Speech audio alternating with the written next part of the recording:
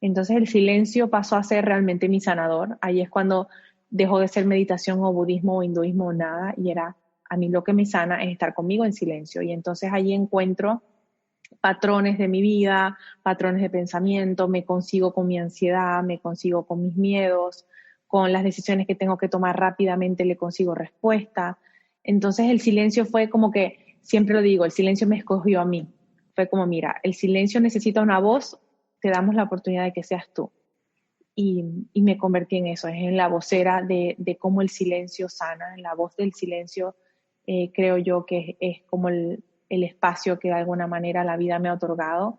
Y entonces lo sentí como que estaba haciendo hay una palabra en inglés que es muy linda que dice anointing, que es como que me estaban entregando una bendición muy grande, que era, ve a ver qué puedes hacer con esta herramienta que todos tenemos. Reinvéntate. Empieza por tu mente, tu corazón y tu espíritu. Eres perfecto y eres perfecta tal como eres. Solo tienes que darte cuenta.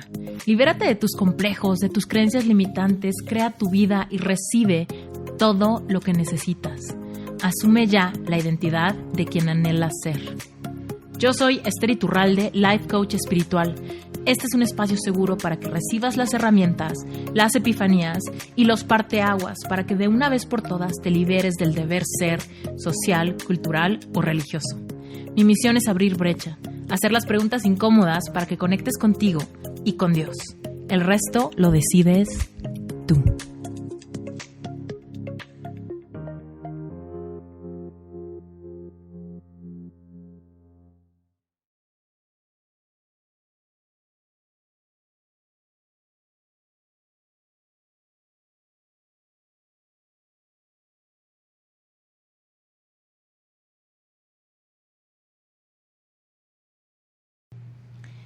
Hoy te tengo a una invitada espectacular. Su nombre es Catalina. Ella es terapeuta, life coach, maestra de meditación y ha dedicado los últimos 20 años a encontrarse, transformar su vida desde la conexión profunda con el silencio. Durante sus estudios como discípula del Dalai Lama en India, desarrolla la terapia del silencio, un conjunto de técnicas que nos llevan a conseguir la guía que habita en cada uno de nosotros y desde ahí experimentar la más sincera autenticidad, el sentido de propósito y la felicidad del ser quien eres hoy.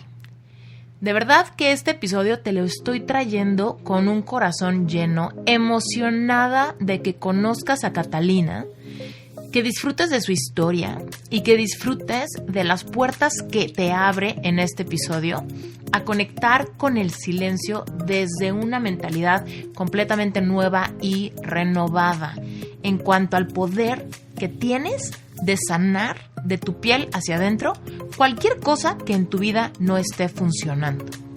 Además, estoy muy contenta de presentarte a Catalina porque ella es una de las expertas invitadas en Sherpa Certificación. No sé si eres nuevo en mi comunidad o no, pero te cuento que yo soy life coach y hay personas muy puntuales que yo admiro y respeto gigantescamente y que son los expertos invitados en mi certificación para life coaches. No sé si sepas, pero Sherpa es una certificación, un programa para convertirte en life coach completamente en español, que está rompiendo paradigmas en estos momentos y pues evidentemente he sido muy cuidadosa y muy específica con los expertos que traigo a este proyecto tan anhelado, tan hermoso y tan importante en mi vida. Dicho eso, Catalina es uno de los expertos invitados en Sherpa y me llena el corazón saber que es una persona completamente auténtica, ética, real, empática, vulnerable y todas las cualidades valiosísimas que un buen life coach debe tener y continuar desarrollando por toda su vida. Dicho esto, te la presento, ya sin más spoilers, arranquémonos con el episodio. Y ojo, si tú, Sherpa, me estás escuchando, emociónate porque la vas a ver dentro de tu plataforma con un entrenamiento especial.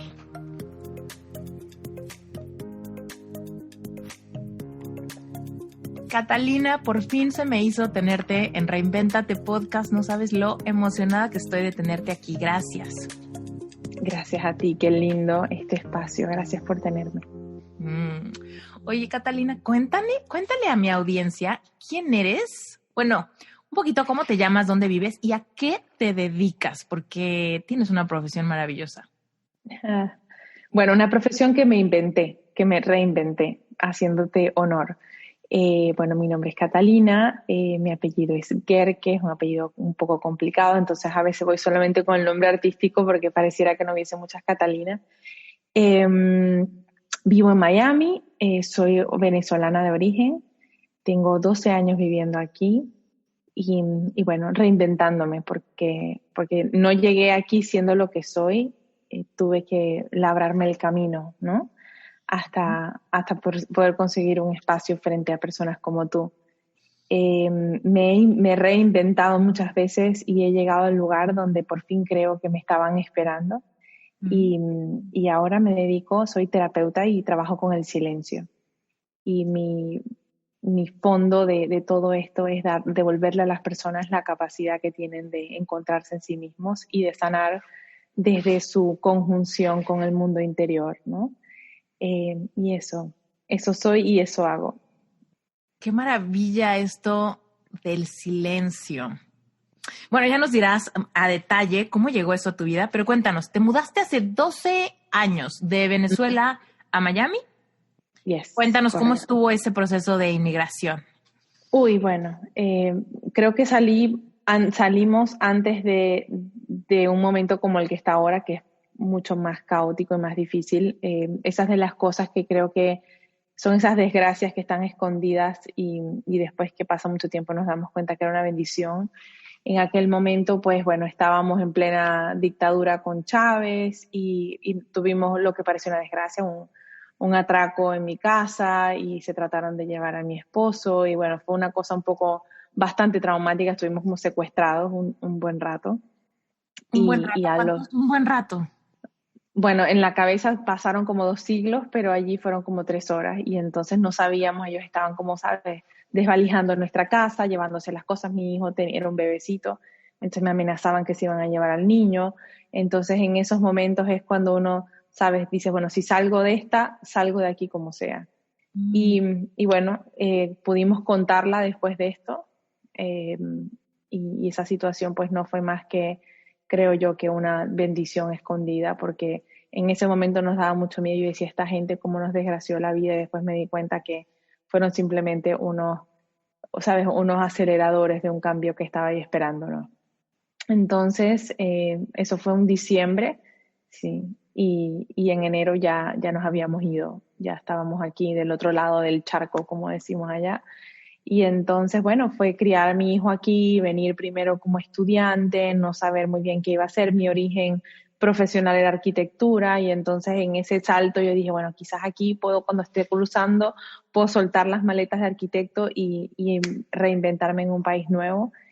Y ahí fue, igual seguí trabajando un rato de arquitecto y de diseñadora de interiores, pero me di la oportunidad de inventar qué quería hacer ahora, descubrir qué otras cosas estaban allí esperándome. Entonces, fue un proceso de adaptación, por supuesto. Yo estaba acostumbrada a que, pues tú sabes cómo son en Latinoamérica, tenemos mucha ayuda con los niños, con la familia cercana, y aquí llegar y estábamos solitos, ¿no?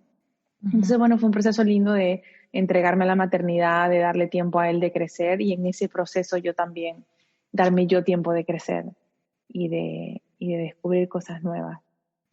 Oye, y bueno. Me voy a regresar a esta experiencia que nos contaste. Me encanta que hayas dicho que fue un acelerador. Aquí hablamos mucho de los momentos de tocar fondo, ¿no? De decir, ahora sí me asusté más que nunca, ahora sí tuve más dolor que el que estaba acostumbrada a tolerar antes, ¿no? Tocamos fondo y esos momentos se pueden volver los momentos de catapulta, ¿no? Donde se generan cambios más grandes en la vida. Dime si estás de acuerdo con esta parte. Lo que hemos compartido antes aquí en el podcast es que se da la catapulta más fácil cuando tocas fondo que cuando todavía no tocas fondo, justamente porque tenemos muchos apegos cuando todavía no hemos tocado fondo. Pero cuando tocaste fondo ya no te importa nada, ya lo que quieres es cambiar y paradójicamente es cuando generamos un cambio mucho más drástico que trae alivio mucho más rápido a nuestra vida, justamente porque nos llevó a tomar esas decisiones que si no tomas fondo, las pospones, aguantas, ¿no? Entonces aquí, de diciembre a enero, tú ya te habías ido. Así, y me lo cuentas y me lo imagino, o sea, te escucho y me lo imagino, yo soy como mucho de imágenes visuales y creo que durante un tiempo habíamos estado en como en un mar flotando, era como que, bueno, este país sabemos que no va al mejor sitio, pero todavía estamos bien, todavía estamos cómodos, estábamos como en unos salvavidas sentados, viendo que alrededor había tragedia y pasaban cosas, pero no estaba de alguna manera a flote, ¿no? Y una cosa como esta nos quitó el salvavidas y a pesar de que yo particularmente estaba muy decidida a irme porque sentía que para mi hijo no era lo que yo quería en ese momento ni el futuro que le quería dar, también en mí había una sensación de lo que yo quiero hacer con mi vida. Aquí quizás no está dada la amplitud que yo buscaba. Y todo el tiempo conversaba de esto, me generaba incomodidad, pero no daba ningún paso. A la vez por eso, porque estaba sentada encima, como dices tú, de un lugar cómodo, dando excusas. Bueno, el niño está chiquito y estaba tal cual como sentada en un flotador, ¿no? Y entonces esto fue que me quitaron el flotador y caí directo. Y cuando decimos fondo, pues no hay un fondo quizás más representativo que el fondo del mar, que es que uno no puede como agarrar impulso hacia arriba si no tocas abajo y entonces como que, ¿sabes? Agarras toda la fuerza de empuje para salir de esta sensación de que te falta el oxígeno. Y eso fue para nosotros así, para mí particularmente fue que no hubo más condiciones. Y en la gente que trabajo yo mucho con personas y hablo de cuáles son tus costos, porque parte del miedo por el que no tocamos fondo es porque siempre estamos teniendo a la mano unos costos. Es que esto me va a hacer o esto me va a pedir o me de alguna manera voy a tener que soltar aquello o cambiar a otro. Entonces los costos se mantienen también allí como dentro del flotador, ¿no? Porque no estoy dispuesta a asumirlo. Y en esa situación me pusieron muy claro los costos, que lo que significaba quedarme era estar expuesta a un riesgo que hay personas que lo manejan muy bien, yo no lo podía manejar. Para mí eso era cero negociación y allí directo me fui al fondo. Fue como que el flotador me lo jalaron y directo al fondo toqué y dije, bueno, aquí no hay costos que no sea lo que tengo que asumir para salir a flote de nuevo, ¿no? ¿Y cómo fue que eligieron Miami? Bueno, eso sí estaba como servido, de alguna manera teníamos casa de vacaciones aquí y entonces fue como el jump, el salto más lógico porque habíamos venido muchas veces de vacaciones y sí, nunca me imaginé viviendo aquí, era una cosa como un toque técnico que veníamos, pasábamos 2 meses, estaba muy lindo, regresábamos al lugar donde todo estaba conocido y la adaptación fue sentirse turista por un tiempo largo, ¿no? Por sentir como que no estoy ni aquí ni allá, todavía no había tantos venezolanos aquí, entonces era una sensación de haber al lado de que latinos me arrimo para sentir que tenemos el calorcito nuestro, menos mal que Miami en eso es muy generoso, pero sí, se empezó a sentir como el patio trasero de mi casa, ¿no? Poco a poco nos empezamos a reconocer como ciudadanos de como dicen en inglés, de este melting pot, donde estamos todos los latinos de alguna manera juntos, ¿no? Cuéntanos emocionalmente cómo estabas viviendo esto, porque entiendo la parte de turistas por un largo rato, pero por ejemplo, este gran susto, esta gran confrontación que tuviste antes de mudarte, que fue la gota que te hizo movilizarte, a nivel emocional, a nivel nervioso, ¿cómo lo procesaste? Ahí es donde entra el tema de cómo he llegado aquí, porque yo desde muy joven, desde muy, muy joven, cuando digo joven, tenía 17 años, empecé a meditar y he generado desde ese momento, y tenía a mi niño muy pequeñito, siempre he mantenido esa sensación de hacer un ejercicio de arraigo. Entonces, por más de que afuera la vida se me veía turbulenta, siempre buscaba arraigarme, ¿no? Llegar como a mi centro, porque cuando uno hace este tipo de movimientos de país, no tanto de ciudad, bueno, dentro de Estados Unidos cada zona también es casi un mini país en su propio mundo, ¿no? Pero cuando venimos de la comodidad que teníamos en Latinoamérica y venimos a este país que se siente tan avasallante, a mí me daba terror hasta ir al supermercado. O sea, me montaba en el carro y manejaba 7 minutos a bajarme en el supermercado y yo entraba en pánico porque sentía como que no sabía nada, todo me daba miedo, a pesar de que hablaba inglés, sentía que era que todo me daba miedo, que era el mundo se me había expandido 10 veces más en tamaño que el pequeño pedacito de mundo a salvo que yo vivía en Venezuela. Entonces fue como irme todo el tiempo arraigando en mí, en tener los ojos que a veces no pestañaba, porque aquí en cualquier momento Miami es tan grande que en cualquier situación te pierdes y te vas te sales de una autopista y llegas a un sitio donde no te puedes bajar en una hora, manejando y manejando. O sea, Miami me intimidaba muchísimo las distancias y los espacios. Y me arraigué en mí durísimo, que solo lo que hacía era, prácticamente puedo decir que mientras el niño dormía, yo lo que hacía era meditar, era sentir como tengo que conseguir un hogar en mí, porque todavía la sensación de que tenía mi casa en algún lugar que no era yo estaba muy viva. Mi casa para mí seguía siendo Venezuela. Y eso genera un desgaste emocional muy grande. Es como que tienes un grifo de agua abierto y entonces da todo el tiempo esa sensación de que me desgasto de pensar que donde estoy no es donde quiero estar y que lo mío está en otro lado. Entonces toda la energía está en la pérdida y no en la necesidad de estar construyendo donde estoy. Y ahí fue, bueno, allí fui más yo conmigo que nunca. Mi esposo iba y venía de Venezuela y yo estaba sola aquí con el niño. Entonces era baby talk todo el día, Barney todo el día, y en los ratos en el que él dormía era cómo hacer para cortar eso que yo sentía que era una represa que se había roto todo el tiempo en energéticamente, que me había quedado allá y que algo me había arrastrado para acá, ¿no? Y bueno, ahí fue cuando un día decidí en este proceso de arraigo, dije, bueno, tengo que hacer algo por mí, que no sea solamente llevar al niño al parque y sentir que estoy sobreviviendo de Venezuela, este es mi lugar de construcción.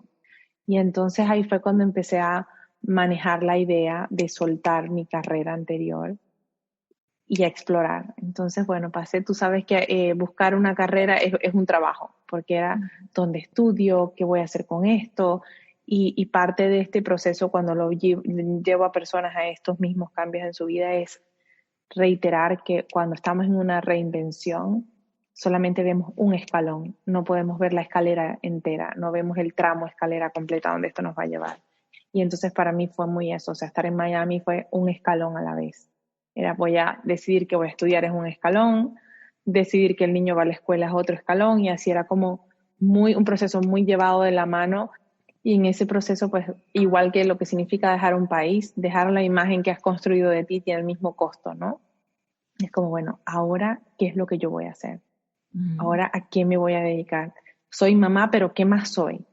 Y entonces, bueno, ahí se me abrió, creo yo, el canal de la transformación de mi vida, que de nuevo no es lineal, es así, es arriba, abajo, hasta que finalmente uno llega como a un territorio que reconoce como suyo, ¿no?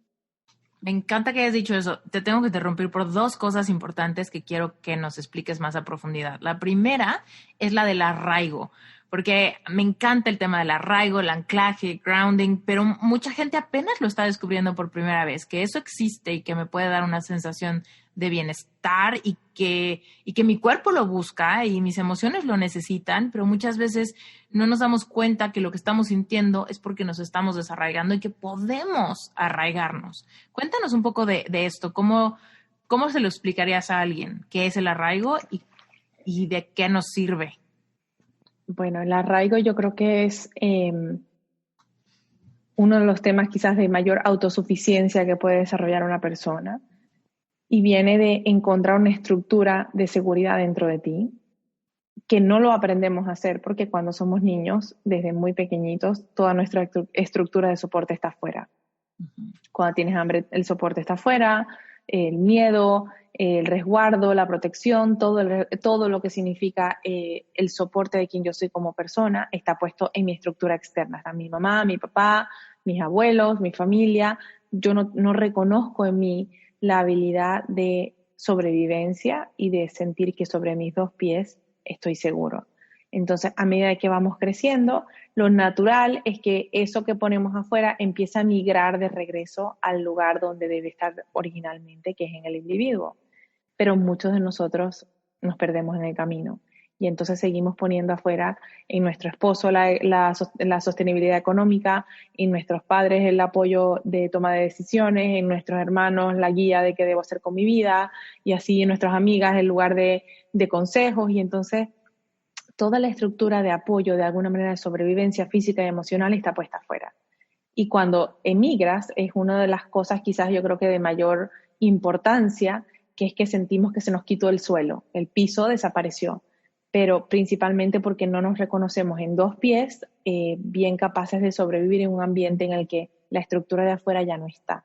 Entonces no está el soporte económico que reconocía, no está el soporte emocional, no está el lugar que alrededor todo el mundo ve y me conoce, entonces yo me siento en el reflejo del otro, me siento reconocido, y allí entonces empieza esa sensación de estoy perdido, estoy como muy flotando, no logro concretar ideas, no logro sentir qué hago, qué produzco, porque claro, todo lo que el concepto a nivel mental de lo que es la estructura estaba afuera, donde yo tenía un marco de seguridad. Cuando estamos trabajando el arraigo como persona, tratamos de reconstruir el hogar interno que todos somos para cada uno de nosotros, y en ese hogar interno reconocemos que tenemos la capacidad de ser nuestro propio techo, nuestro propio lugar de preguntas y respuestas, el espacio donde me siento segura conmigo, no importa cuál sea el código postal en el que viva, y me convierto en este espacio sagrado en el que habito, no importa si afuera soy bien recibida o no, si soy reconocida o no. Entonces, en la práctica del arraigo viene por lo menos en mi segmento de trabajo, viene en regresar la conversación hacia adentro y reconocer ese mundo interior que está dentro de mí, que espera a que yo me sienta segura de habitarme, ¿no?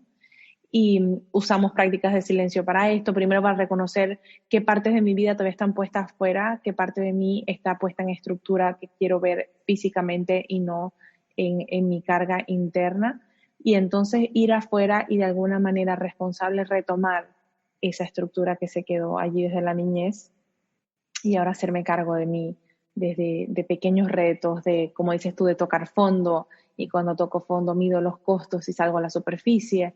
Entonces todo esto es un proceso de hacernos adultos de verdad, desde adentro, ¿no? Ujú. Y de volver a ser yo el hogar para mí, que se supone que debía haber sido, no sé, después de los 14 años, empezar a recobrar pedacitos y construir mi hogar dentro de mí. Sí. La otra cosa que mencionaste es esta parte de que en el proceso de reinvención eras subidas y bajadas, ¿no? Se sienten subidas y bajadas. Y esto me encanta que lo hayas dicho porque hay muchas personas que se animan a iniciar un proceso de redescubrir su vocación o de reconectar con su cuerpo o de reinventar alguna creencia, ¿no? Y de repente vienen esos momentos de bajón y no lo reconocen como un bajón natural del proceso, sino como me regresé, no he avanzado nada, no he logrado nada, todo lo que aprendí seguro no lo aprendí, ¿no? Todo lo que sentí seguro fue falso, todo lo que he trabajado ahorita no sirvió para nada, ¿no? Y entonces es ahí donde tenemos que tener conciencia de esto, el camino no, si no es lineal, y es normal ir de arriba y para abajo, cuando llegan estos bajones, que logremos, al reconocer que el camino es así, desarrollar la resiliencia de quedarnos, ¿no? Y de pasar ese bache y de volver a subir y de atrevernos a sentir lo que se siente en esos bajones, en vez de automáticamente regresarnos al punto cero, porque el bajón significó X cosa, ¿no? Cuéntanos un poco algún bajón que hayas tenido y cómo lograste tener esta resiliencia de decir, el bajón es natural. Necesitamos como 6 horas para hacer un inventario de los bajones, pero yo siento, y lo denomino así, que los bajones son una prueba, y son las pruebas como que de alguna manera, y me refiero al universo, por llamarlo universo, la vida, Dios, cualquier ente superior que consideremos en nuestra vida, porque, y aquí me voy como a la parte técnica de mi trabajo, dentro de los 0 a los 14 años, como niños, estamos todo el tiempo en la absorción de lo que los otros nos dicen que es el mundo. Y en esa absorción aparecen las creencias limitantes y las creencias ilimitadas, normalmente las limitantes, principalmente porque desde allí nos hacen un marco de referencia y nos dicen, mira, El dinero solamente le va bien a la gente que trabaja desde el sacrificio. El amor solo se da bien cuando duele y entonces, mira, tu religión te lo muestra. Solamente para ti es bueno, vas a sentirte que eres una persona exitosa cuando eras madre. Y entonces así vamos dándole a los niños y a las niñas en la vida un marco de referencia. Desde ahí nacen las creencias limitantes que en el momento en el que decidimos rediseñar nuestra vida y reinventarnos, pues entonces tratamos de stretch y los codos pegan con esos marcos que nos han puesto en nuestra vida, ¿no? La que hemos heredado y que entonces desde la repetición, cuando nos vino como esta fórmula, empezamos a buscar afuera la repetición que nos dijera que eso era cierto y lo vimos repetido, comprobado y ya esa cognición quedó dentro de mí. Entonces, si para mí el dinero solamente se obtiene desde el sacrificio, entonces lo veo en mis padres, lo veo en mis abuelos, genero un trabajo que me ayude a corroborar esa creencia. El universo, lo que sea que llamemos como este ente mayor de manifestación, no tiene que ver si eso está bien o está mal. Tú le dices, el dinero se obtiene desde el sacrificio y venga que el trabajo que te van a dar es para que esa cognición que tú tienes esté una y otra vez comprobada porque es lo que a tu cerebro le da marco de referencia.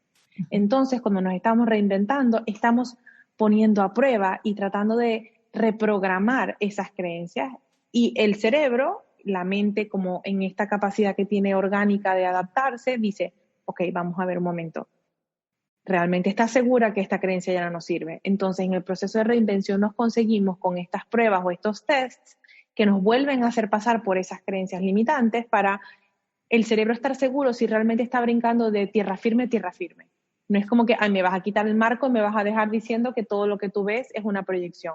Ok, el día que yo abra los ojos y me crea eso, ¿qué voy a ver? El vacío. No, eso nos da mucho miedo. Entonces el cerebro genera unos checkpoints para que estemos claros de que realmente queremos cambiar al nivel en el que vamos a destruir una creencia limitante y pasar a esta otra que estamos tratando conscientemente de crear, y eso genera esos bajones, porque obviamente no podemos pasar de gatear a caminar sin darnos unas caídas, porque es el proceso en el que el cerebro vuelve a sentirse de alguna manera seguro tocando tierra firme, ¿no? Uh-huh. Entonces, en una reinvención, en mi caso, pues yo empecé estudiando, y como te decía, llegué aquí a Estados Unidos y bueno, lo mío es el ser humano.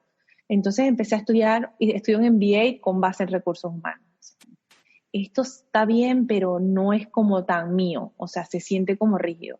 Entonces, igual todo lo que empiezo me pongo la firme mandato de que lo tenía que terminar y lo llevé como un vía crucis. Fue el MBA más extenso de la vida. Yo decía, esto no se acaba nunca, pero bueno, terminé. Después de ahí, entonces, dije, bueno, tanto tiempo he trabajado en meditación que me voy a dedicar, lo mío es esto, pero ¿cómo lo llevo al frente sin que parezca sin que parezca una cosa de estas como, sabes, que ande yo vestida de Sai Baba y tenga que andar dándole a todo el mundo con una varita? O sea, ¿cómo hago para que esto se convierta en una herramienta de la cotidianidad y no que tienes que partir de la vida que estamos viviendo y pasar a emigrar a un mundo totalmente etéreo de austeridad y hablarte desde un lugar desde vivir solamente en un monasterio y estar aislada de la realidad? Entonces empecé a estudiar, ahí fue cuando estudié psicoterapia, estudié life coaching y fui como un paso a la vez y a veces decía, ¿y ahora qué hago con esto? Ya lo terminé. Y ahí sentía el bajón de, ¿será que lo que debo regresar es ser arquitecto? Porque es que todas estas cosas que yo estoy haciendo realmente no tenían cabida en mi marco de referencia. Era como, en mi familia todos han sido profesionales muy estructurados, todo lo que vi a mi alrededor era gente que producía desde un espacio predefinido y yo estaba planteándome una cosa que no existía, que venía desde muy adentro de mí, un llamado muy, muy joven. Yo decía, pero es que para mí esta es mi verdad. ¿Cómo hago para traducir esto? Y traducir un llamado, una verdad en algo externo, siempre nos va a pedir un montón de checkpoints, un montón de bajadas en el que estás segura que no quieres ser como todo el mundo, estás segura que no quieres tomar el marco de referencia. Y esos son los procesos, digamos, más sagrados del rediseño y de la reinvención, porque ahí es cuando tocamos fondo y decimos, no, yo quiero de verdad dar este salto. Entonces toco fondo y salgo, vuelvo a agarrar un poquito de piso y vuelvo a caer, pero forma parte de todos los movimientos de reprogramación que está haciendo el cerebro para dar lugar a que esto que yo estoy reinventando tenga cabida dentro del nuevo la nueva percepción que tengo del mundo, ¿no? Se vale que nos cuentes un paréntesis de cómo te iniciaste en la práctica de la meditación a los 17. Uh-huh. Fíjate que yo creo que yo he sido así como me ves siempre, que te decía, yo tengo 38, pero me siento 75, pero siempre he tenido una búsqueda muy profunda de la existencialidad y era muy joven. Era como estaba como ajena a mi entorno y siempre haciéndome preguntas grandes y como cuestionando el por qué y el cómo. Y entonces entré en proceso yo de psicoterapia durante 10 años. Yo decía, yo tengo que dar con quién soy, qué he venido a hacer, qué es esta historia mía y cómo se siente ser yo. Porque una de las sensaciones era, yo me miro al espejo y reconozco físicamente quién soy, pero por dentro no había un match entre quién soy por fuera y quién soy por dentro. Había como una disociación. Yo no me sentía arraigada lo de adentro con lo de afuera, ¿no? Esa parte de mí que tenía que ver con la profundidad, con la existencialidad, estaba siempre como un perrito que llevaba de al lado. Las personas que me conocen o me conocían, no conocían esta parte de mí. Yo era arquitecto, súper rígida, enmarcada, formal, estructurada, y entonces toda esa otra parte de mí tan grande vivía de un lado, ¿no? Entonces yo entré en estos procesos de psicoterapia y tuve la suerte de que la persona que me guiaba en esos espacios me decía, mira, antes de que vengas aquí, tú vas a tomarte 15 minutos para sentarte contigo en silencio y escuchar qué emociones nacen, me traigas algo muy concreto de tratar de que ese perrito que yo llevaba al lado pudiese entrar dentro de mí y entonces entender y hacer sentirme que en esos momentos había una conjunción entre lo de afuera y lo de adentro y tratar de decirle, mira, esto es lo que yo soy y ver cómo podíamos incorporar toda esta parte profunda de mí a esta cáscara de personalidad que yo había desarrollado. Entonces con ella empecé a estar 10 minutos en silencio antes de empezar la terapia y poco a poco empecé a buscar esto como un espacio de resguardo para mí. Y estudié budismo, estudié hinduismo, todo esto ya había emigrado a Estados Unidos y entonces en mis ratos libres lo que hacía era estudiar estas cosas que de alguna manera se sentían prohibidas porque eran ajenas como a mi religión y a mi background. Y dije, bueno, ¿sabes qué? Esto me llama y entonces estudié budismo del pesado, hinduismo del pesado, del heavy, no solamente Deepak Chopra, sino me metí como en los libros de texto muy profundos de la religión para entender qué estaba detrás de esa búsqueda tan ancestral, ¿no? Y así como fueron pasando los años, como te digo que la escalera no se ve completa, sino escalón en escalón, después de que estudié psicoterapia y todo esto, volvió a mí esa búsqueda de la religión y me conseguí con la noción de la psicología budista. O sea, bueno, no es religión, no es psicología, es el matrimonio de ambos, ¿no? Y eso, ese estudio creo que fue el lugar donde yo conseguí paz en la incorporación de todo lo que siento que soy entre la cáscara y el adentro. Y esa práctica resonó muchísimo en mí porque me daba la sensación de que era una manera de ayudarnos y ayudarme no invasiva, con un espacio de introspección muy importante. Y bueno, de allí todo lo que viene después de eso es esta nueva versión de mí, ¿no? Entonces, a ver, dices, lo mío es la meditación, pero ¿cómo le hago para mostrárselo al mundo de una manera que se sienta auténtica a mí? Uh-huh. ¿Cómo empieza este proceso creativo? ¿Cómo empieza esta marca que sacas? O no sé si le llames marca, proyecto. ¿Cómo nace eso? Cuéntanos. Parte de lo que yo identifiqué con la meditación era que yo podía borrar, como había estudiado estas religiones que marcan muy claramente la meditación como parte de ellos, y dije, bueno, lo primero que tenemos que hacer es salir de la palabra meditación, porque lleva a la gente o a prácticas de yoga o te lleva a sentir que es prohibido porque viene de una religión.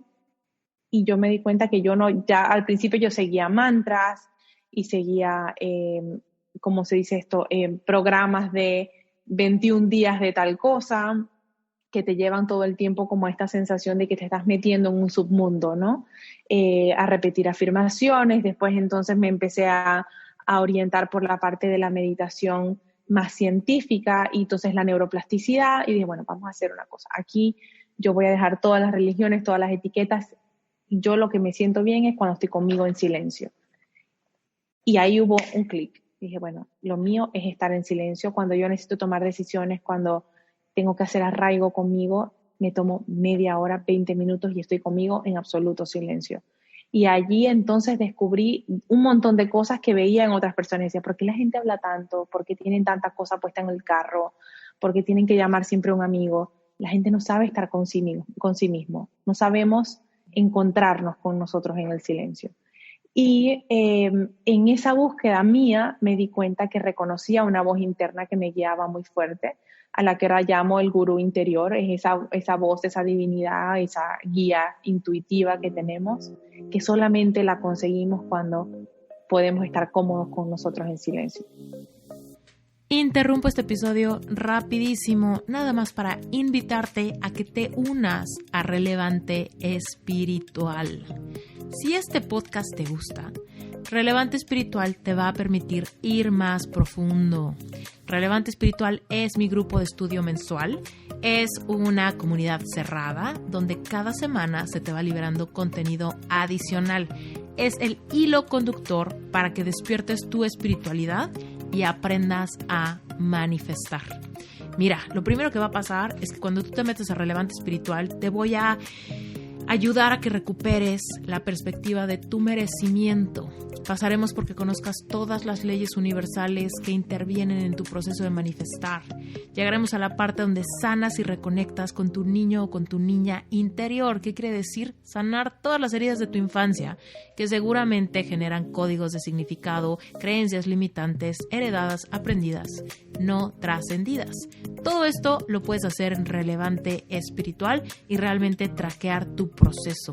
Ir dándote cuenta cuáles son las áreas que ya estás trascendiendo y a partir de eso convertirte en una mejor versión de ti para lograr todo lo que anhelas. Y lo mejor es que Relevante Espiritual solamente cuesta $18. Es una membresía mensual, así que quiere decir que tu compromiso inicial para entrar es solamente un mes.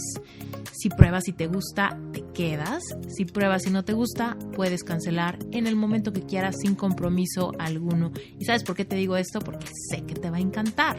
Pero si por alguna extraña razón no pudieras quedarte, no pasa nada. Tienes toda tu autonomía para salirte en el momento que quieras.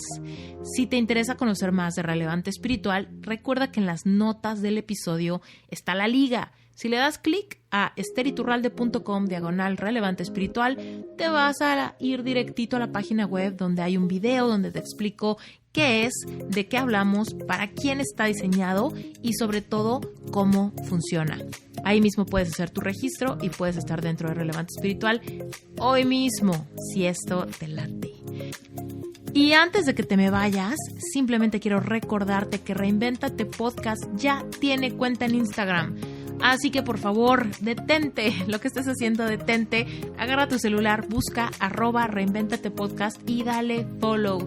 No sabes cómo me va a encantar que te unas a la comunidad de Instagram, porque por ahí te voy a avisar siempre que hayan episodios nuevos, dinámicas nuevas, giveaways, rifas, un montón de cosas que tengo planeadas hacer para la comunidad de Reinvéntate Podcast. Así que córrele, @reinventatepodcast, síguenos, únete y listo.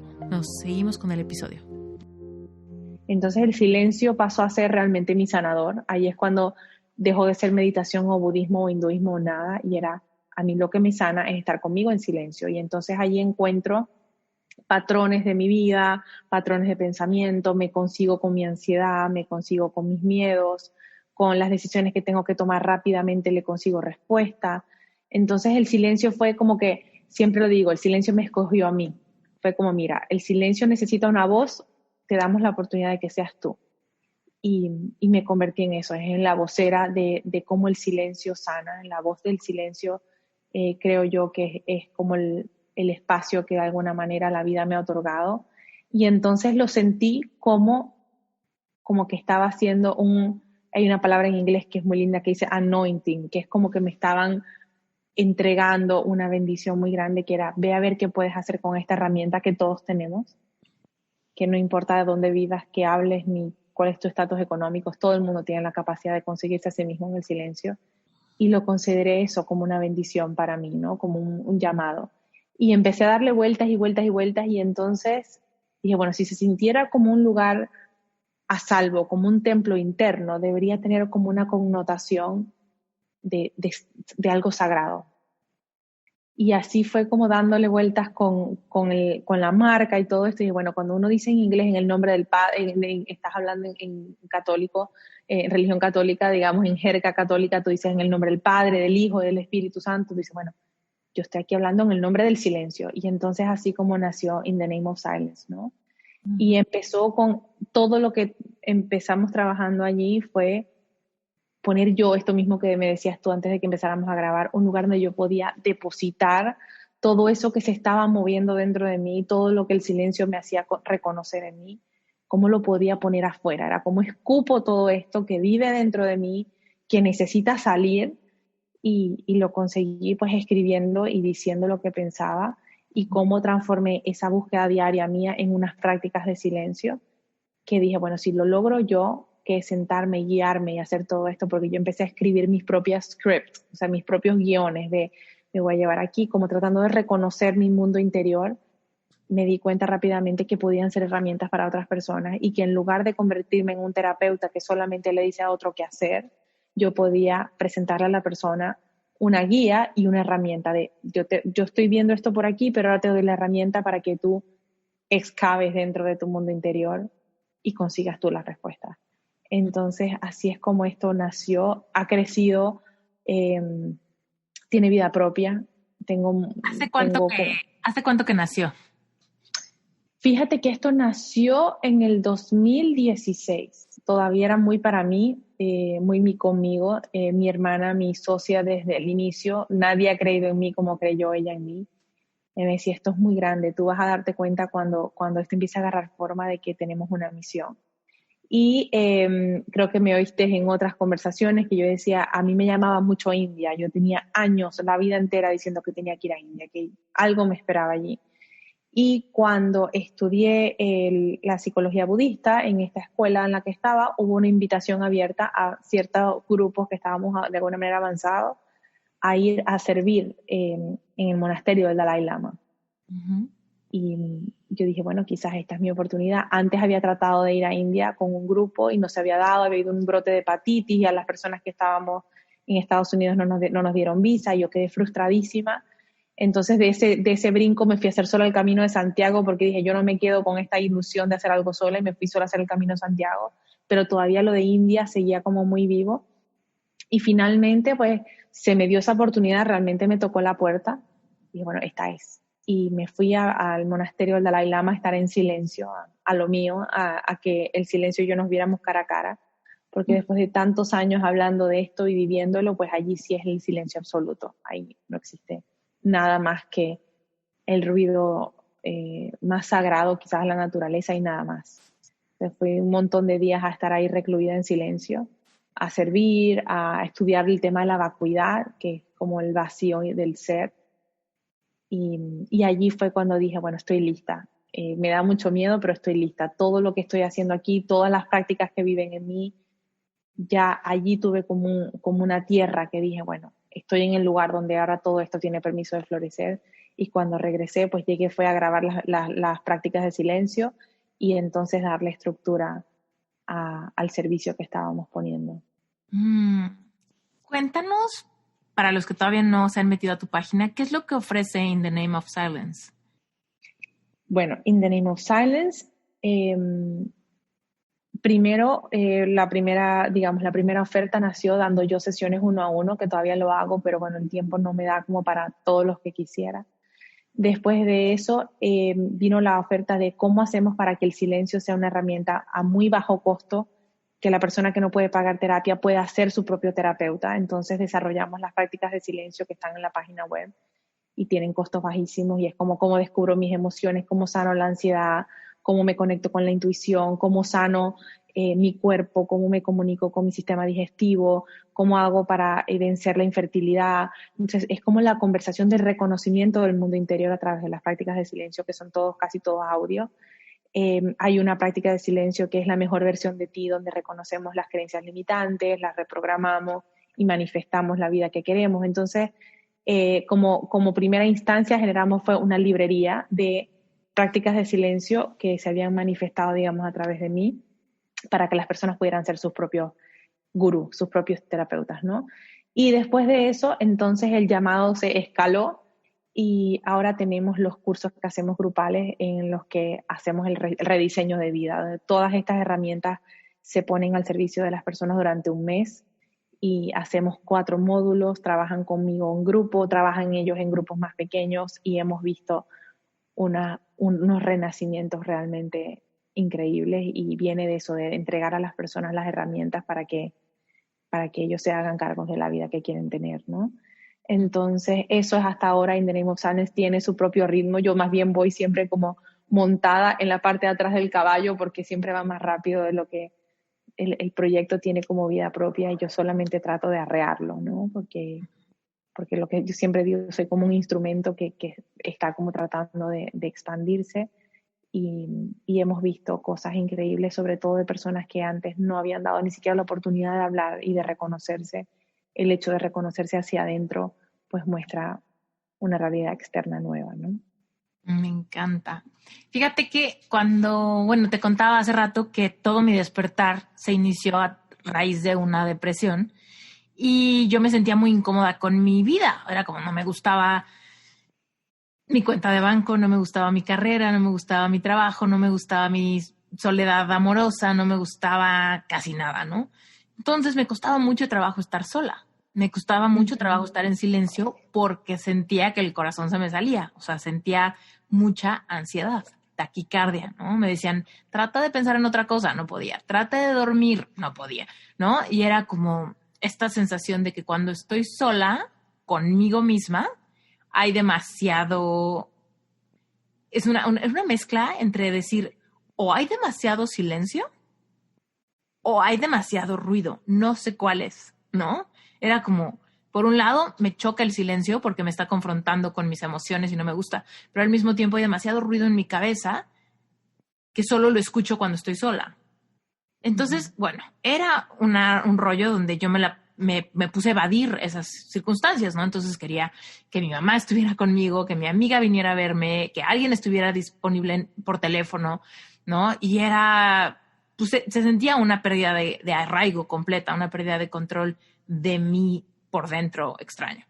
Entonces, por ahí empezó, o sea, en una cosa medio rara, un poco me refugié en libros, ¿no? Cuando empecé a sentir que ya había desesperado a todo el mundo. Y entonces, como que empecé a decir, bueno, ya la gente ya no me está siguiendo el ritmo de hablar de lo mismo. Entonces, y no puedo escuchar música o televisión porque eso me generaba mucha ansiedad, porque era como, no, es incompatible el ruido mío con el ruido de esto. Entonces, encontré que empecé a tranquilizarme a través de estar en silencio, pero leyendo. Y un poco ahí fue el camino de reconciliarme con estar en mi presencia. Y ahí fue cuando me di cuenta que una de las razones por las cuales no me gustaba estar en silencio era porque yo no me caía bien. Era como, yo no me caigo bien. Entonces, si me dejas conmigo, literal, sentía que me encerraban en un cuarto con una persona mi antítesis, ¿no? O sea, era como, no me gustas, no quiero platicar contigo, el silencio contigo es muy incómodo, pero no sé ni qué decirte, ¿no?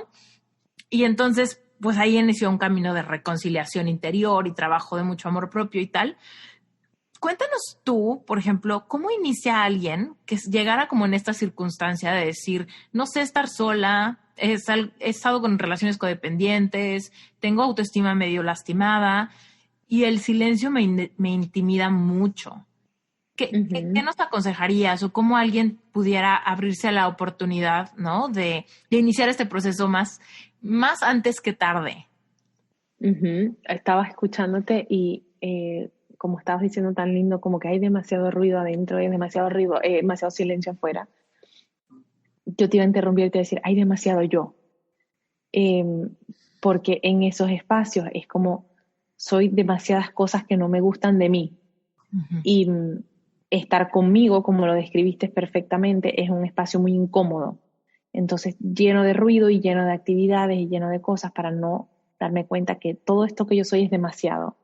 Y nada demasiado es bueno. Es como soy demasiado emocional, soy demasiado necesitada, estoy demasiado dolida, soy demasiado. Significa que ni yo soy o sea, soy como más de lo que yo puedo soportar y soy más de lo que otras personas quieren aguantar. Entonces, lo primero allí, hay un lugar de desvalorización muy grande que no queremos afrontar Y cuando estamos hablando del tema de la ansiedad y la depresión, pues lo más importante es darnos cuenta de que estamos huyendo de nosotros, ¿no? Esta latido muy rápido del corazón y todo esto descarga lo que en la psicología budista se llama, y bueno, también en otros tipos de psicología lo nombran así, el modo fight or flight, que es la pelea o la huida. Entonces, al final estamos peleando o huyendo de nosotros mismos. Es como, no me gustas, o, ¿sabes qué? No te quiero ver. Y toda esta situación de huir de nosotros es lo que genera adicciones, genera depresión, que nos queremos como silenciar a través de medicamentos, porque el rechazo hacia quien yo soy es un lugar de mucho dolor, ¿no? Ujú. Entonces, ¿cómo lidiar esto? Pues yo te diría que parte del proceso de sentarnos en silencio es sentir que tenemos enfrente a la parte de nosotros más dolida, más desmerecedora, que se siente más desvalorizada, que le ha dolido el mundo. Ujú. Y cuando nos sentamos, en lugar de huir de ella, la sentamos, la visualizamos enfrente, nos damos cuenta que hay un espacio de nosotros que no hemos aceptado y que está todo el tiempo tocando la puerta. Ese es el que nos genera ansiedad, el que nos genera depresión, que nos habla como al oído de no eres suficiente, aquí no eres aceptado, eso te pasa por tal cosa. No es realmente solo yo, es el desplazamiento de esa parte de mí adolorida que yo no he hecho mía, no la he dejado vivir dentro de mí. Entonces el silencio es el lugar donde descansamos del ruido de nuestra mente y del ruido de afuera, para sincerarnos frente a esta imagen de nosotros que ha estado esperando un reconocimiento. Ujú. Y esa es para mí la sanación más grande de la ansiedad y la depresión. Es cuando digo, ¿sabes qué? No importa lo que esté pasando afuera, todo lo que está en mí que dolía, lo reconozco como mío. Entonces, Mm. no hay lugar de vulnerabilidad que tú no hayas reconocido. No hay lugar de miedo que ya tú no hayas atravesado, porque todo lo que tú antes rechazabas de ti ahora te pertenece. Mm. Eh, del ejercicio de poder entrar en el silencio es darnos cuenta de que todas estas consecuencias físicas vienen de huir de nosotros. El sobrepeso, la ansiedad, el miedo, la desvalorización, la autoagresión, la autoviolencia, el exceso de ejercicios, el exceso de dietas, todo esto son espacios en los que estamos de alguna manera huyendo de quién somos y que usamos herramientas externas para disfrazarlo, pero estamos de alguna manera siempre conversando con una parte de nosotros que nos sentimos digna de amor completo, ¿no? De amor incondicional. Mencionaste algo que me han preguntado muchísimo, que es la parte de el sobrepeso y las dietas, ¿no? Porque muchas veces decimos, bueno, ok, el sobrepeso, ok, probablemente estoy escondiendo mis emociones, estoy comiendo cuando ni tengo hambre porque estoy tratando de acallar o de adormecer algo con comida. Pero después viene la parte de, ok, entonces me pongo a dieta, ¿no? O quiero hacer ejercicio. Y entonces, como lo estoy haciendo desde la perspectiva de solucionar un problema, estoy un poco peleando conmigo misma, entrando en restricciones que a la mera hora mi cuerpo rechaza. Y se vuelve una paradoja que no sabemos dónde encontrar esa tierra de Uh-huh. alineamiento y de bondad con nosotros mismos, pero al mismo tiempo responsabilidad de sacarnos de ese patrón. ¿Cómo en esa paradoja de que tanto el sobrepeso como las dietas pudieran ser maneras en las que estoy continuamente escapando de mí? ¿Y dónde encuentro ese lugar donde me puedo encontrar, alinearme en mi peso ideal, amar mi cuerpo como es? Háblanos Yo un en poco. eso, fíjate que nosotros desarrollamos una práctica de silencio para el sobrepeso y en ese espacio habla de ambas cosas. Esto que has dicho de cómo el sobrepeso de alguna manera me protege del mundo, cuando el mundo se ha convertido en un lugar agresivo, cuando como niños interpretamos el mundo como un lugar de mucho miedo o de agresión y que yo necesitaba generar como una capa de protección entre la parte más vulnerable de mí y el mundo externo. Entonces, eso es muy típico de reconocer qué partes de alguna manera de mí todavía siguen adoloridas por esa sensación de quererme proteger del mundo, ¿no? Y eso lo arrastramos como adultos y no nos damos cuenta. La segunda parte de eso, que aparte de esa conversación que de alguna manera es difícil de llevarla a la conciencia cuando estamos frente a una caja de galletas y no las queremos comer, para mí la conversación escala hacia hacia adentro y dice, ok, está bien que el alimentarnos forma parte de la sobrevivencia, pero también hay una necesidad de llenar vacíos. Y cuando no podemos identificar cuáles son los vacíos emocionales que tenemos en nuestra vida, se los achacamos al estómago, porque él es muy bueno haciendo la mímica de estoy vacío, tengo hambre, pero realmente a veces los vacíos de nuestra vida no se llenan con comida. Cuando estamos trabajando en algo que nos gusta, cuando estamos en una relación en la que nos sentimos amados por completo, cuando estoy haciendo eso que me hace sentir vivo, de repente dices, ¿qué hora es? No he comido, son las 4 de la tarde, se me ha pasado el día. Y es porque los vacíos también están allí reclamando un espacio de atención. Y la comida es muy buena para acallar esos llamados. Y las dietas para mí sí son válidas en temas de salud, cuando es una persona que está en mucho sobrepeso también, pero también es una manera de autoviolencia, de no poner el foco realmente en lo que me está doliendo, sino en cómo me vuelvo a esa estructura en el que veo a ver cómo hago para caber ahí en ese formato que me dicen que estoy bien, pero por dentro sigo viviendo los vacíos. Entonces, las dietas se hacen cíclicas porque paso hambre, el vacío se hace más notorio. A lo que salgo de dieta y rebajo un poco, el vacío sigue allí, incluso se ha hecho más grande porque está castigado por la autoviolencia, y entonces me atiborro de comida, vuelve otra vez el ciclo, y realmente aquí lo que estamos hablando es de cuáles son antes del vacío de hambre, de comida, realmente cuáles son los vacíos de mi vida. Los vacíos de mi vida son emocionales, son amorosos, son de profesión, son de propósito de vida, son de aceptación, son de familia. Hacer un inventario de qué es lo que consumo a diario más allá de la comida. Consumo desvalorización, consumo miedo, consumo culpa. Vamos a identificar primero cuáles son las cosas en las que absorbemos del mundo y después vemos cuáles son las cosas que absorbe el cuerpo. Antes de entrar en la conversación de restringir lo que pongo frente al plato, tenemos que restringir qué pongo en mi cerebro, qué pongo en mis pensamientos y cómo me relaciono yo con lo que consumo afuera de la vida. Si yo consumo culpa y si yo consumo agresión y si yo consumo maltrato hacia mí mismo, pues siempre voy a sentir hambre. Estamos hablando del vacío y es un vacío existencial. Entonces lo vemos, por ejemplo, las personas que vivimos aquí en Estados Unidos, que como la gente consume a unas cantidades bárbaras, todo, hasta sin medida de este plato pueden comer 3 personas, pero es como una necesidad de llenar un vacío más allá de la alimentación, es un vacío existencial. Cuando estaba en India, que estaba en estos monasterios donde se vive total austeridad, te das cuenta cómo las personas que vienen del mundo occidental pasan por ese shock de dejar de sobrealimentar el cuerpo para escuchar tus vacíos. Entonces te ponen unos regímenes de pasas 15 días comiendo avena en la mañana, frijoles al mediodía y un caldito de pollo de vegetales en la noche. Eso es todo lo que comes durante todos estos días. Entonces, ellos te garantizan de que obviamente no te vas a morir de hambre, pero cuando la parte de la sobrevivencia alimenticia descansa, salen los monstruos del vacío existencial, que son los que realmente debemos atender. Entonces, en esos lapsos de desalimentación física nos damos cuenta de la desnutrición emocional que tenemos y que hemos arrastrado en la vida, ¿no? ¿A ti cómo te fue con esa experiencia?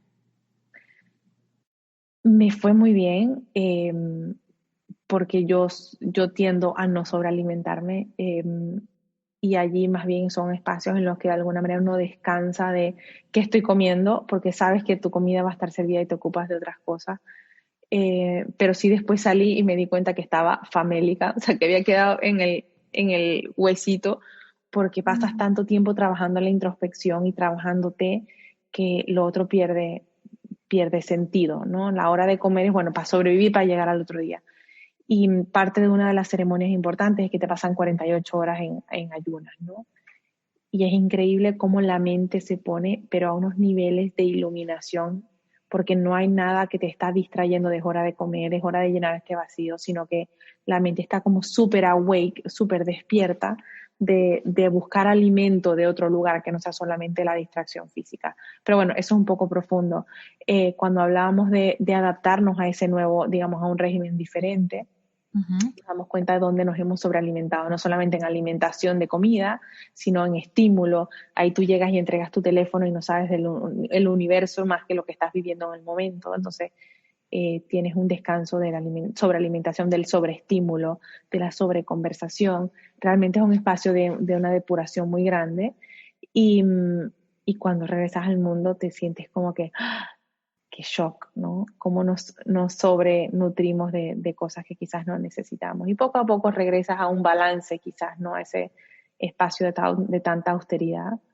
No sé si podría vivir en esa austeridad para siempre, porque en esa austeridad también te pierdes de cosas muy humanas, ¿no? De la ultra felicidad, de sentir que tienes como espacios de conexión allí, se regresa a la sensación de ser totalmente individuo y pierdes, digamos, la dicha de tener a otros en tu vida. Pero como ejercicio es muy lindo reconocerse otra vez como persona en total, eh, ¿cómo se dice eso? Armonía con la vida, ¿no? Cuando nos decías que querías ir a India, dijiste que sabías que India tenía un mensaje para ti. ¿Llegaste a un mensaje concreto en esta experiencia? Sí, fíjate que eh, uno pasa por muchos sustos, porque, bueno, una mujer sola en esos lugares recónditos del mundo no es fácil, ¿no? Sobre todo por esas creencias limitantes que tenemos que las mujeres no viajan solas, que esos países son muy machistas y tantas cosas, pues uno va como súper eh, alerta y estás como muy asustada. Yo muchas veces pensaba yo, ¿qué vine a hacer aquí? Pero mi primer regalo, tuve muchos, pero mi primer regalo cuando fui allá, puedo decir que el más sustancial fue haberme atrevido y haberme sentido que estaba en el espacio donde por fin yo podía imprimir lo que traía adentro y ponerlo afuera, darme el permiso. O sea, ahí fue cuando llegué de vuelta a casa y dije, ya estoy lista, esto tiene forma, de mi cabeza está lista para sacarlo y ponerlo afuera y exponerme, porque también tiene un costo. Pero tuve un regalo creo que muy personal que no toda audiencia quizás comulga con este concepto, pero tanto en el budismo como en el hinduismo se habla del karma, de Ujú. cómo el karma es esto que venimos de alguna manera a pagar o a cumplir en esta vida, ¿no? Y entonces cuando llegamos al monasterio, éramos un grupo muy pequeñito y llegar ahí tiene un montón de dificultades porque está en las montañas de los Himalayas por allá arriba, donde ni siquiera aparece en Google Maps ni nada de esto. Y finalmente casi que llegas en burro porque no hay manera de llegar en carro ni nada, es realmente precario. Y nada más crucé la puerta, me estaba recibiendo un monje y dice que ellos abrían 35 cupos para estudiantes que iban a servir ahí, a aprender ahí como yo, pero que siempre dejaban muchos puestos vacíos porque muchas personas no llegaban. O sea, era como que están abiertos los puestos, pero estamos claros que siempre hay un porcentaje que no van a lograrlo, ¿no? Y entonces decía, las personas que están aquí, yo quiero decirles que quien logra llegar aquí tiene, cuando hacen el balance de la contabilidad en el universo, las personas que están aquí tienen buen karma. Es como, ya que hayas llegado, llegaste aquí solo para primer mensaje, es decirte, lo que has hecho bueno, tu luz ha sido mayor que tus sombras, tú lo que crees que has hecho mal ha sido menor que lo que has hecho bien. Y fue un espacio de redención muy grande porque mantenemos esta búsqueda de nunca soy suficiente, tengo que seguir estudiando, tengo que seguir dando, tengo que seguir haciendo más. Y Mm. haber llegado ahí creo que fue uno de los regalos más importantes de sentirme merecedora, de aceptar que soy suficiente y que lo que había hecho en mi vida, pues bueno, siempre había tenido por delante la búsqueda y el llamado a hacer lo mejor que podía hacer en ese momento, ¿no? Entonces sentí que había llegado ahí solo para que me sacaran esa contabilidad espiritual y me dijeran, eso fue solo el inicio, fue el primer día, me dijeran, bueno, los que llegaron aquí queremos decirle que los que vienen aquí son solo aquellas personas que cuando hacen la sumatoria tienen buen karma, porque hay tantas cosas que podrían salir mal para que no llegaran y así todo el mundo y el universo se abrió para permitir un aterrizaje en este espacio, ¿no?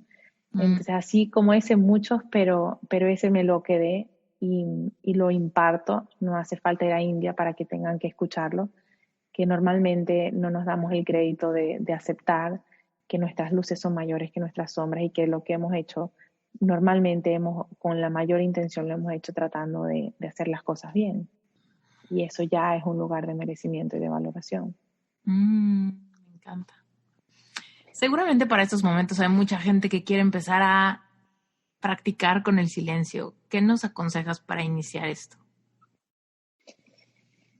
Paciencia, porque el mundo interior es una casa a la que muy posiblemente no hemos entrado en los años que tenemos de vida. Entonces no podemos pensar en que vas a abrir la puerta y te va a estar esperando las respuestas de tu existencia. Tenemos que tener paciencia y convencer al cerebro y a nuestra mente de que estamos allí buscando el bien, en buscándonos y no solo para castigarnos o para criticarnos, que es lo que normalmente hacemos, ¿no? O sea, la primera barrera que se consigue en el silencio es la autocrítica, es sentir que no lo estoy haciendo bien, el que necesito ayuda, el que no puedo, el que esto no es para mí. Ese es como el primer checkpoint. Es como llega a Estados Unidos, es la primera parada en inmigración, ¿no? Es como sellarte el pasaporte. Pasa por allí y acepta, estoy haciendo lo mejor que puedo. Ese es el primer espacio de paciencia.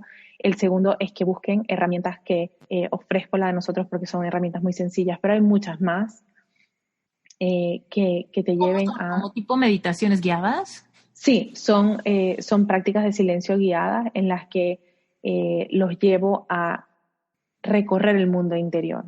Y cuando llamamos al mundo interior no solamente es como tu mente, sino tu historia, tus emociones, tus creencias limitantes. Vamos a reconocer el inventario de quién eres por dentro, no lo que la gente ve de ti por fuera, sino vamos a reconocer luces y sombras, historia, lo que te trajo aquí, tus creencias. Vamos a reconocerte por dentro, no importa que por fuera Catalina luzca como arquitecto, vamos a reconocer quién es Catalina por dentro. Entonces, cuando reconocemos el ser en esencia, eso funciona como si fuera un tamiz, y entonces cuando el ser es reconocido en esencia y en luminosidad, eso empuja muy duro ese tamiz y empieza a aparecer del otro lado. Entonces todo eso que reconocemos adentro se empieza a traducir afuera, y entonces es cuando la personalidad se da el permiso de cambiar en función del ser y no desde el ego, ¿no? Te diría eso, prácticas de silencio, estar con nosotros en silencio, apagar la música del carro, escribir un montón todo lo que siento, usar prácticas de silencio, no solamente las mías, sino escuchar música de meditación, escuchar alguna guía que consideren necesaria para entrar adentro y después escribir, porque lo que vivimos dentro de la mente toma validez cuando la vemos afuera. Entonces, escribir un montón, reconocer las emociones y darse el espacio de regalarse momentos en el día, porque estamos siempre en el proceso de responder a lo que de afuera nos piden, pero no respondemos a nuestras necesidades. Entonces, establecer rutinas de 10 minutos de silencio para mí. A ver qué se siente, como decías tú, estar conmigo, así sea para mirar por la ventana, estar conmigo, confrontar esta imagen que normalmente rechazo de mí, hacerme compañía. Y desde allí, pues bueno, el proceso de autodescubrimiento toma las riendas y más nunca te abandona, pero tenemos que hacer el primer paso voluntario, es el decir, voy a buscar la manera de estar a gusto conmigo. Esa es la primera práctica de silencio, creo yo. Oye, Catalina, ¿y tú cómo es tu rutina diaria? ¿Cómo le haces para meterle silencio? Porque ya me conozco a mi gente y hay gente que va a batallar pero es que tengo hijos, pero es que es la cuarentena y no hay escuelas, pero es que mi trabajo, mi familia, ¿no? ¿Cómo le haces tú? Porque estás casada, tienes hijo, vives en cuarentena. ¿Cómo le haces para integrar tu práctica de silencio y priorizarla? Mi rutina es un desastre. Yo ando siempre de carrera porque siempre estoy entrando de una sesión a otra, de un grupo a otro. La verdad es que yo no puedo decir y no busco que mi rutina sea perfecta porque en la rigidez tampoco me consigo, no me doy espacio. Entonces yo huyo de la rigidez y a pesar de que tengo horarios muy seguidos de atención, de reuniones, de todo esto, de atención el uno a uno, después brinco a los grupos, después en Instagram pues hay los lives, todo el tiempo uno siente que está como aquí y allá. Yo me hago mi práctica de arraigo muy temprano en la mañana, antes que nada. Si me tengo que levantar media hora antes que el ruido empiece, media hora antes. Porque de ese hábito todo el día toma otra velocidad. No importa cuánto movimiento sentamos afuera, se genera un espacio de serenidad interna que nada te mueve. Y eso es lo que en inglés se llama stillness, que es el espacio de la serenidad absoluta interna, de donde te conviertes como el observador de lo que te pasa afuera. Y desde allí es donde se da la capacidad de ver un estímulo, tener el espacio para decidir cómo reaccionas y después reaccionar. Y allí es donde crecemos, donde traemos la conciencia a la vida, donde nos hacemos responsables de nuestras manifestaciones y no hay excusa para mí. Todo el mundo tiene 10 minutos antes de silencio, antes de que todo empiece en tu casa, puedes poner el despertador 10 minutos antes, solamente para sentirte respirar, para escuchar el latido de tu corazón. Las prácticas de silencio duran 10 minutos, 12 minutos, no es sentarte una vida a meditar en el infinito, es el proceso en el que yo me doy permiso de encontrarme conmigo todos los días. Sé que a veces decimos, no, salgo a caminar, esos son lindos, pero necesitamos la serenidad de estar sin hacer nada, de solamente dejar que el ritmo interno nos muestre lo que normalmente la rutina esconde, y eso solo se da cuando puedo descansar del movimiento y me consigo en la serenidad. Me encanta. No hay excusa. Me encanta. Fíjate, no hay excusa. Un día yo dije, es que no tengo tiempo, no tengo 10 minutos. Un día yo lo dije hace mucho tiempo y lo que me dijo un maestro fue, perfecto, no pasa nada. Si no tienes 10 minutos, haz 20. Y yo, me dijo, porque si eso es lo que de verdad crees, que no los tienes, no te van a ser suficientes si los haces. Y yo, O sea que si digo que no tengo 20, tengo que estar 1 hora. Sí. Es así. Tenemos que sacar, y si sacamos tiempo para llamar a alguien, para revisar Instagram, para perseguir a nuestros hijos a que hagan lo que nosotros queremos que tienen que hacer, también podemos darnos 10 minutos.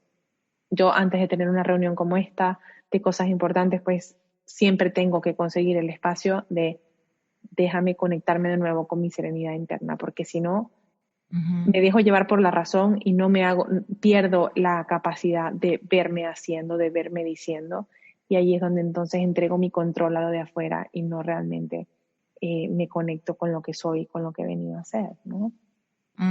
Totalmente. Te cuento algo que justamente me di cuenta ahorita. Yo estoy ahorita pasando por una campaña muy fuerte para mi curso de corazones rotos. Y es una carga muy personal porque es mi historia, de ahí se descolgaron muchas cosas en mi vida, genuinamente creo que lo peor que me ha pasado es lo mejor que me ha pasado. Estoy muy emocionada de ver las personas que resuenan con mi mensaje de ese tema. Y me pasa que de repente me mandan por Instagram mensajes directos y de repente veo que me mandaron 12 notas de voz, ¿no? Y cuando las veo, hay una parte de mí que como no tengo tiempo, lo digo entre comillas, los que no me ven, lo digo entre comillas, como no tengo tiempo, hay como inmediatamente algo de mí que se estresa cuando ve las notas, ¿no? Y hay un estrés que digo, ¿por qué me mandaste notas de voz? ¿Y por qué no me escribiste para que te pueda leer rápido y darte un consejo o resolverte rápido? Entonces veo las notas de voz y hay veces que no las puedo escuchar, simplemente sé que no puedo escucharlas. Pero hay una sensación de querer escucharlas muy fuerte, de querer saber qué dicen. Y tengo que, literal, forzarme a mantenerme fiel a que no tengo tiempo de escuchar notas de voz. Y entonces tengo que ser fiel. Y muchas veces digo, bueno, ya, tengo un segundito para mí y se lo doy a esas notas de voz. Y las empiezo a escuchar, ¿no? Las empiezo a escuchar y es ahí donde digo, qué cañón que a alguien que quizá no conozco me genere tanta importancia y no se me olvida y regreso a leerlas, pero cuando yo necesito 12 minutos para mí, no me genera esa urgencia, no me genera esa necesidad, ¿no? Y es una de las cosas que me gustaría que los que están escuchando piensen. Si a ti te da mucha curiosidad cuando alguien te dice, te tengo que contar algo, y tú dices, dímelo ya, no me puedo esperar a que me lo cuentes más tarde. No, es que luego te lo cuento. No me dejes así. No, si te ha pasado eso, si tú tienes esa sensación cuando alguien necesita de ti o te quiere dar una noticia, pero contigo no la sientes, es una señal que tienes este síndrome de people pleaser, ¿no? Te importan más los demás que tú. Y aquí es donde recordar que recuperar tu autonomía implica que tú tienes que hacerte responsable de tus tiempos, de tus prácticas, de tus metas. Y si aquí hay alguien que dice, esto suena increíble, suena interesantísimo, quisiera vivirlo, saber cómo se siente, tendrías que sentir ese nivel de curiosidad por dedicarle el tiempo y la constancia, como si alguien te tuviera la mejor noticia del mundo y no puedes esperar por escucharla. Qué lindo ese ejemplo que das, porque es verídico, que uno ve eso y dice, ¡ah! Esa sensación de urgencia que te genera, y sin embargo, pues se nos olvida que, digamos, la mejor aventura que podemos llevar en la vida es la de reencontrarnos, y perdemos el tiempo en banalidades, en excusas. Solo cuando estamos decididos a reencontrarnos con nosotros, no hay nada que se ponga de por medio. Y entonces de ahí también nacen los límites sanos que no estamos acostumbrados a poner, porque nos han enseñado que los límites significa que no quiero a otro, entonces te preocupas más porque el otro quiera, que sepa que lo quieres en lugar de tú quererte, y entonces pasamos la vida mostrándole a otros que los queremos desde diferentes conceptos y nos olvidamos, ¿no? Uh-huh. Y en eso que dices, pues ahí yo siento que de alguna manera soy hija como de todas las religiones y de ninguna, y valoro un montón, por ejemplo, las personas que practican el judaísmo, como ellos se dan un Shabbat, que es como un descanso para estar conmigo, estar con mi familia, y yo lo he tratado de implementar los fines de semana, nosotras que estamos tanto en las redes y con mis grupos, y que tengo personas, gracias a Dios, que trabajan conmigo, que me filtran un poco de información, pero igual siempre estás como overwhelmed de saber las cosas que las personas han descubierto, lo que les está costando, cómo los ayudas, cómo los procesos de manifestación bellísimos que han tenido, y se convierte en un sentido de urgencia y no pones límites sanos, y en ese momento tú te desgastas, pero crees que les estás dando amor cuando te lo estás sacando tú desde el sacrificio. Y he decidido que en mis fines de semana hay un límite sano de domingos no puedo leerte, no puedo responder ningún mensaje, no importa con qué urgencia, la urgencia que tengo de nutrirme y de encontrarme conmigo es mucho más grande, porque si no arranco la semana desde, como decimos en Venezuela, de raspando la olla, te estoy raspando desde el teflón, porque no estoy dándote sustancia, no hay de dónde dar. Uh-huh. Entonces, el silencio para mí eso, es un lugar en el que yo me reencuentro, que pongo límites sanos para darme todo lo que necesito, y desde ahí puedo dar a otros sin que se sienta doloroso, sino desde un espacio como de abundancia y de que no doloroso, ¿no? Sino desde la amplitud. Sí. Y bueno, no hay excusas. Uh-huh. Ojalá nos llenemos de curiosidad por lo que nuestra propia sabiduría divina nos quiere decir, ¿no? En esas notas de silencio que nos podemos poner a escuchar. Qué increíble. Me encantó conocerte, Catalina, y me encanta tu proyecto. Cuéntale a la audiencia dónde te encuentran, cómo conectan contigo, cómo se podrían integrar en uno de estos grupos. Ok, nos consiguen en la página web, es inthenameofsilence.co.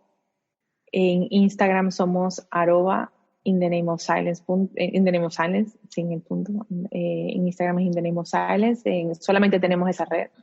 Y ya la página web de inthenameofsilence.co, y allí pueden entrar y ver lo de los grupos. Ahorita en agosto arranca el grupo avanzado, que son las 3 generaciones que tenemos de Rediseña tu Vida 1, que entonces se consiguen en el avanzado, y a mediados de agosto lanzamos las inscripciones para Rediseña tu Vida 1 otra vez, que son nuestro grupo donde arrancan los que quieren unirse en el silencio y encontrarse a sí mismos desde la práctica de adentrarse en quién soy, ¿no?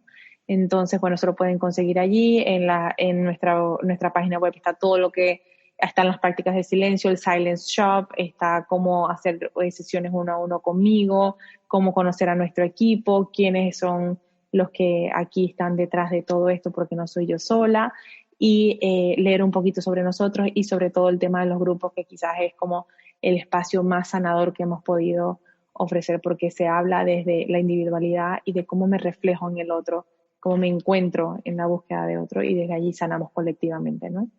Entonces, bueno, eso es, tenemos muchas cosas planificadas para el final de año, y estamos trabajando muy duro en eso, porque, de nuevo, como te digo, este proyecto del silencio es como un caballo que va más rápido que yo, y estoy todo el tiempo tratando de montarlo a la mejor, con la mejor arte, pero tiene un llamado y tiene una velocidad, una vida propia, y tratamos de traducirlo todo el tiempo en herramientas para dar un poquito más y conectarnos un poquito más hacia afuera y hacia adentro.